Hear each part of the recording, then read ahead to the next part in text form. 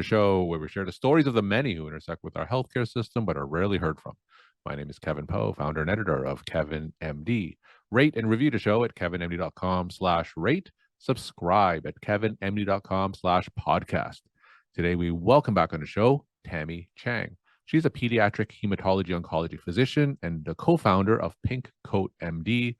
She's also the author of the book, which we're going to talk about today, Boundaries for Women Physicians, Love Your Life and Career in Medicine. Tammie, welcome back to the show. Oh, thank you so much, Kevin. So great to be back to see you all again. So we're going to talk about your book in a little bit, but for those who didn't get a chance to listen to our first episode together, just briefly share your story and journey to where you are today.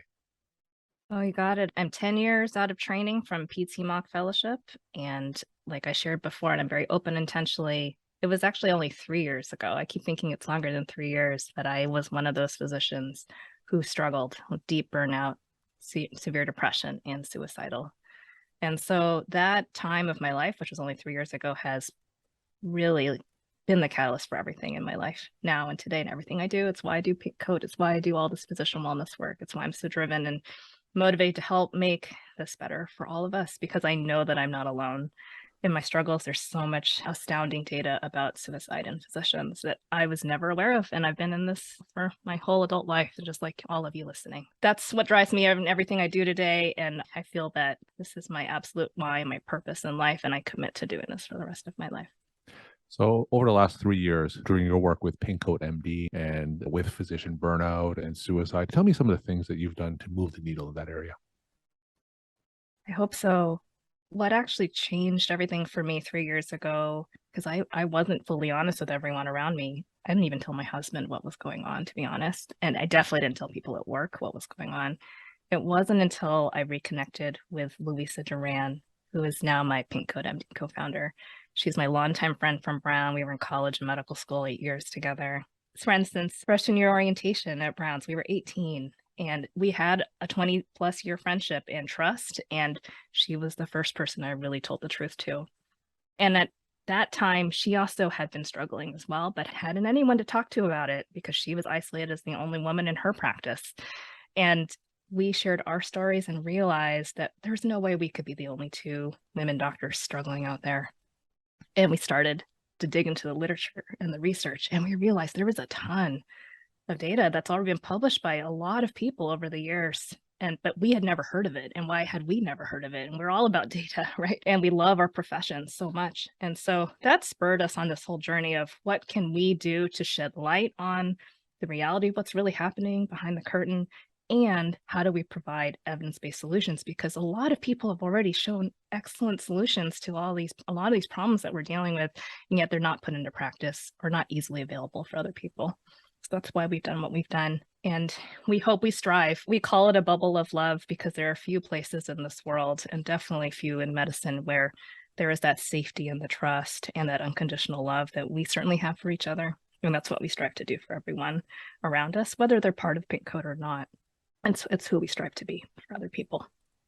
And you talk more about your work in your book, of course. It's titled Boundaries for Women Physicians, Love Your Life and Career in Medicine. Now, before talking about the book, just tell me how it came together. Oh, it was actually because I was somehow inspired to write just a short blog article for you, Kevin MD. And I'd always wanted to do something for Kevin MD. And I was like, oh, I can't do something like that. That's too fancy for me. And I ended up doing it. And it struck a chord with so many other women physicians that at that time I said, and that was about a year and a half ago, maybe February 2021. And I said, you know what, I'm just going to share it, because if it helps one other person, it's worth this work. And writing a book is another way to share a message, even more in another way, in a broad way, just like you help to amplify the voices of so many of us who don't feel like we have a voice. And so that's where it started. It was just that blog article that I wrote only a year and a half, maybe a year and a half ago, almost 2 years ago now. So when you wrote that blog article almost a couple of years ago, you said there was such a big response. So give me an example of some of the response that you got from that article that eventually led to this book. I think you not only shared it through Kevin MD, but it was also in Doximity. And so then I was getting messages from people from Doximity and through Kevin MD who were saying, oh, yes, this so resonates for me. That struck a chord. Yes, that's what I struggle with. It's so hard. Why can't I say no, even though I know I need to say no?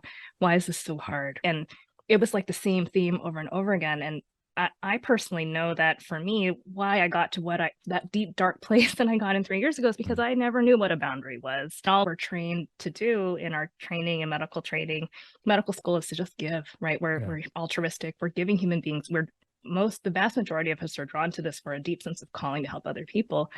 But we don't learn how to not overhelp, right? We don't learn how to not give until we have nothing left for ourselves. And that, I felt, at least for me, I knew that was why I struggled the way I did. And it was like, if I can do something to help anyone else learn a nugget of a lesson so that they don't have to struggle the way I did, it's so worth it. And that's what started this whole journey for me. All right. So let's talk more about the book. So, what are some of the main messages that you want readers to come away with? I think the big thing is to step back and realize there have been now, thankfully, I'm so glad there are so many books now written on boundaries. And there have been a couple other books written by others in our medical community about boundaries. And I'm so glad, because I think the more we bring it up, the more we talk about it, and each of us explains it or thinks about it a different way, it's going to resonate with people in a different way. So I'm like, the more the better. This concept didn't exist, personal boundaries, until the 1980s. And I was born in 1981. Child of immigrant parents. They definitely were not raised with the concept of boundaries. And the vast majority of us who are practicing today, our parents were not raised with that. So we were not raised with that concept or that value or that belief. And so it's understandably so uncomfortable today, because it's not what we saw around us and our parents, that we were raised, even the adults at school. And definitely, once we got into medical training, it's like we're trained to do the exact opposite. We are extolled for going the extra mile. I was always, I don't know about you, and probably many of you listening, I came in on weekends after work. I stayed till midnight. I was there on holidays to check in on my patients. And that's what was like considered a good student. And it's what I felt like I should do for my patients.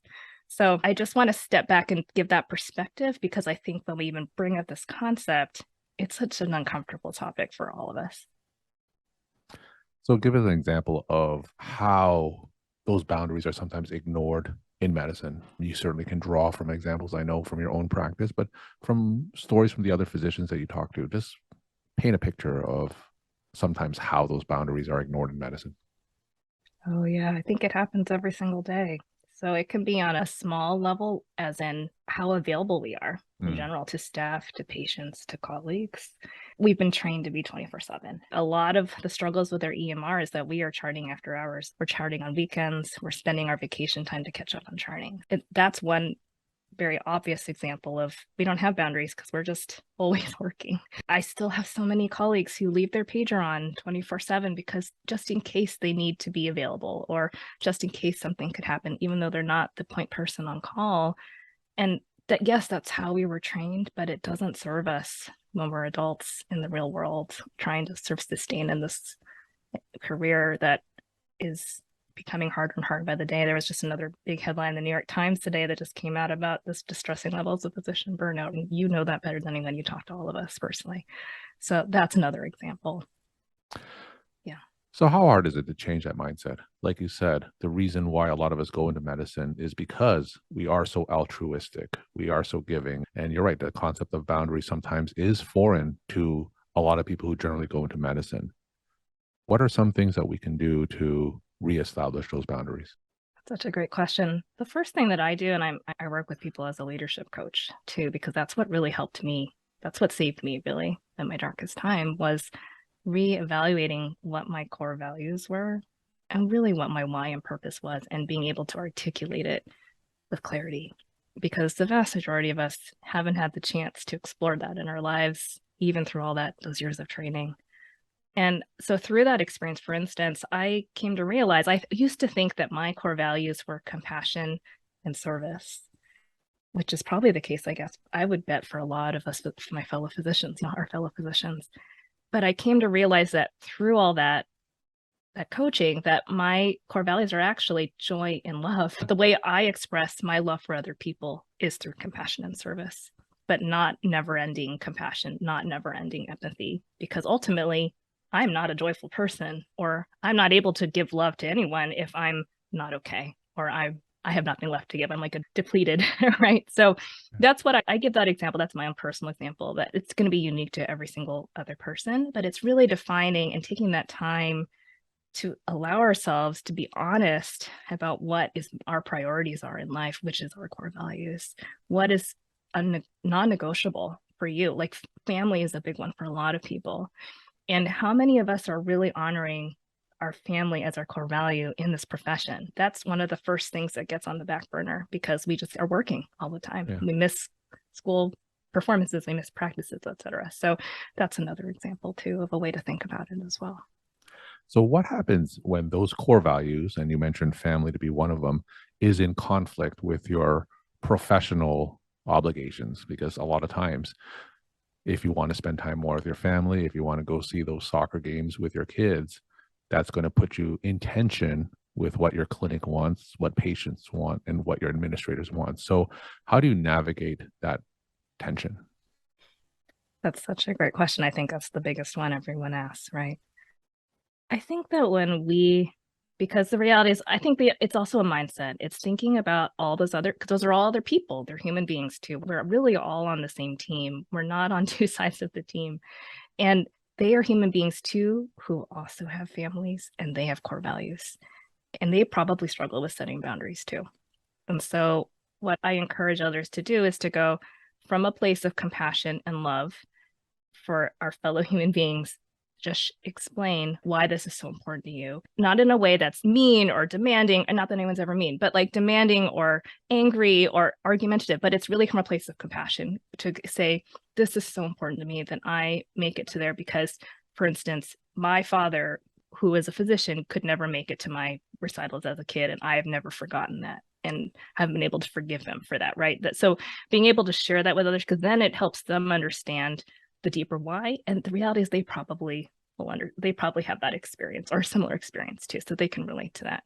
So I think coming from a place of compassion and empathy, sharing your core values, the deeper why behind it, slowing down and taking the time to explain it, and asking them to also help you to achieve that, and also asking them what they need, right? Because there is a reason why they are asking for these things, because they have pressures that are put on them and they're worried about their jobs too. They have tremendous stress. And so how can we work together to find a solution and be on the same side of the table? Yeah, no, I think you bring up a good point because sometimes when I talk to patients in the exam room and I tell them I'm only working a couple days a week, and they say, why aren't you working 5 days a week? And it's because I want to spend more time with my family. And I think it's a little bit ironic that those who are able to have that balance, who are able to cut down, can actually stay in medicine longer than those who see patients, like 30 patients a day, because those are the physicians that tend to burn out quicker and ironically drop out of medicine sooner. Yeah. It's so true. I think that actually really speaks. It's not because, and we know this, right? We see this in the data. It's not because we're not resilient enough. We are among the most resilient people on earth in any profession. It's because of the way healthcare is delivered today and the pressures that we are seeing on our healthcare systems. Right now, we're in the midst of the financial crisis is astounding and universal in healthcare today. So half my role in my day job is as medical director of provider wellness for my large healthcare system. I have 5,000 physicians, APPs. That's my role and my scope. And it's hard to know how to really move that needle, like you said, on a day-to-day basis when we know that more than 80% of what's going on is due to our healthcare system. What I want to see someday, and what drives me in all this work, is how do we make healthcare not only sustainable, but compassionate, more joyful, full of the meaning which is why we came here, in a way that provides the best care, not only for our patients, but also for those who are taking care of the patients. That's my dream for all of us. And I know that you get to talk to many other people on this podcast who feel that way. And I hope that we can, and I know that we can do it together. It's just going to take a lot of work and a lot of time to do that together over time. So tell us another main message that readers can come away with in your book. Yeah, I think another big message that I want to hone in on, because we just don't learn this. And I think especially women struggle on top of being physicians. And I don't need to minimize in any way what men go through, because I think what men go through is just as difficult in another kind of way. But women, we really struggle to take care of ourselves and put ourselves first. And I think physicians as a whole, we do. And so there's been some really great publications coming out of the Stanford group recently, Stanford WellMD group, showing how we have higher imposter syndrome and like the worst self-compassion of like among professions Can you believe that? We are so much harder on ourselves than we are on anyone else in our lives. And so if we can give ourselves even just some of that compassion that we so strive to give to other people and our patients, I know we will be better off in the long run. So, what are some of your tips for women physicians to improve self-care? I always think it comes back to those core values. That's the litmus test. Are you honoring your core values in this moment, in this part of your day, in this interaction, in this job, in the way it's structured, or the people who are your leaders, your supervisors? Is that being honored? Because that has to come first. And if we put that on the back burner, it shows up in other ways down the road for all of us. So I think it comes right back down to that again. We're talking to Tammie Chang. She's a hematology-oncology physician. She's the co-founder of Pink Coat MD and the author of the book, Boundaries for Women Physicians, Love Your Life and Career in Medicine. Tammie, what are some of your take-home messages that you want to leave with the Kevin MD audience? Oh, give yourself the same grace and compassion that I know you've dedicated your lives to give to others. Tammie, thank you so much for coming back on the show, sharing your time and insight. Thank you. Thanks so much for having me again.